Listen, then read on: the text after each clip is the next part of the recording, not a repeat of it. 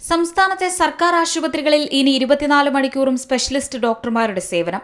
ആശുപത്രികളിലെ 6 വിഭാഗങ്ങളിലാണ് മുഴുവൻ സമയവും സ്പെഷ്യലിസ്റ്റ് ഡോക്ടർമാരുടെ സേവനം ഉറപ്പാക്കാൻ ആരോഗ്യവകുപ്പ് തീരുമാനിച്ചത്. ഇതുൾപ്പെടെയുള്ള പുനർവിന്യാസത്തിന്റെ അന്തിമ രൂപരേഖ തയ്യാറായി.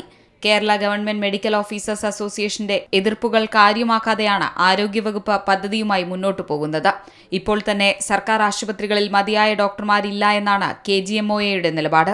അധിക ജോലിഭാരത്താൽ ഡോക്ടർമാർ ബുദ്ധിമുട്ടുകയാണെന്നും അവർ പറയുന്നു. പുതിയ തസ്തിക സൃഷ്ടിക്കാതെയും നിയമനം നടത്താതെയുമുള്ള പരിഷ്കാരം തിരിച്ചടിയുണ്ടാക്കും എന്നാണ് ഡോക്ടർമാരുടെ സംഘടനയുടെ നിലപാട്.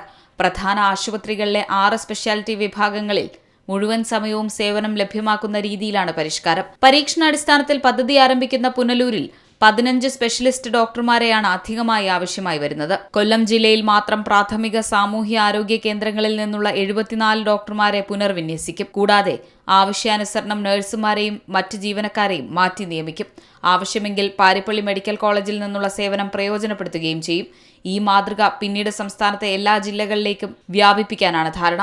ഈ പദ്ധതിക്കായി പുതിയ തസ്തികകൾ സൃഷ്ടിക്കില്ലെങ്കിലും PG യോഗ്യതയുള്ള അസിസ്റ്റന്റ് സർജൻമാരെ ജൂനിയർ കൺസൾട്ടന്റുമാരായി താൽക്കാലികമായി നിയമിക്കാമെന്നും പിന്നീട് ഈ തസ്തികകൾ പുനർനാമകരണം ചെയ്യാമെന്നും സർക്കാർ ഉറപ്പു നൽകിയിട്ടുണ്ട്.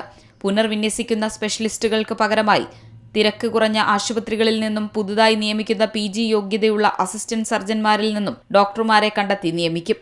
പൊതുജനങ്ങൾക്ക് മികച്ചതും തടസ്സമില്ലാത്തതുമായ ചികിത്സാ സൗകര്യങ്ങൾ ഉറപ്പാക്കുന്നതിനാണ് ഈ സമഗ്ര പുനർവിന്യാസ പദ്ധതി നടപ്പാക്കുന്നതെന്നാണ് ആരോഗ്യവകുപ്പ് പറയുന്നത്. രാത്രി ആശുപത്രികളിൽ പലയിടത്തും സ്പെഷ്യലിസ്റ്റ് ഡോക്ടർമാർ ഇല്ലാത്തത് ചികിത്സാപരമായി വലിയ ബുദ്ധിമുട്ട് ഉണ്ടാക്കുന്നുണ്ട്.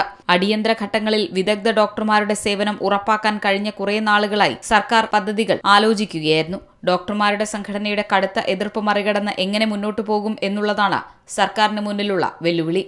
News desk C Malayalam news.